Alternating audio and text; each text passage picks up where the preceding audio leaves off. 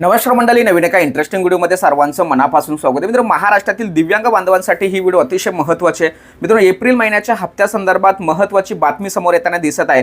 परंतु बातमीला किंवा माहितीला सुरुवात करण्यापूर्वी एक वाक्य मी म्हणतो की दुष्काळात 13वा महिना. आता दुष्काळात 13वा महिना म्हणजे काय? ऑलरेडी एप्रिल महिन्याच्या हप्ता वितरणाला उशीर झालाय आणि त्यामध्ये आणखी एक धक्कादायक बातमी अशी येते की आपलं जे एप्रिल महिन्याचा जो हप्ता आहे हा आता 8 ते 15 दिवसावरती जाणार आहे. म्हणजे 10 दिवस तरी समजून जा, लक्षात ठेवा. आणि अशी अधिकृतपणे माहिती ही दिव्यांग कल्याण अभियानाचे जे उपाध्यक्ष आहेत डॉक्टर संतोष मुंडे साहेब यांच्या माध्यमातून ही बातमी या ठिकाणी आलेली आहे. अशा पद्धतीने मित्रांनो, डॉक्टर साहेबांनी अतुल साहेब यांना भेटल्या असता त्यांच्याशी चर्चा करत असताना जे दिव्यांग सहाय्यक पोर्टल आहे हे दिव्यांग सहाय्यक पोर्टल हे तालुका स्तरावरती त्याचं शिबिर आयोजित करावं अशा पद्धतीची मागणी केली.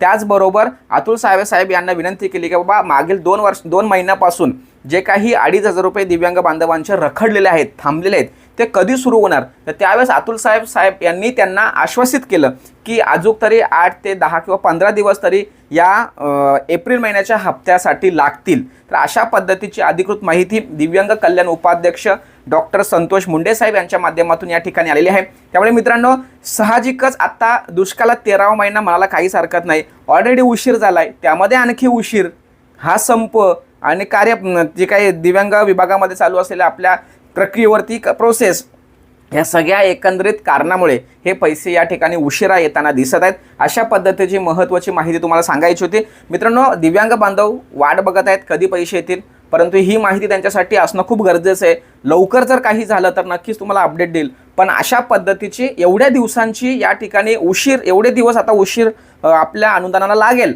अशा पद्धतीची माहिती समोर येताना दिसत आहे आणि ती तुम्हाला माहिती असावी म्हणून ही व्हिडिओ बनवली. सदर व्हिडिओ सर्वांना शेअर करा. भेटूया पुढील व्हिडिओसह. तोपर्यंत धन्यवाद. जय हिंद, जय महाराष्ट्र.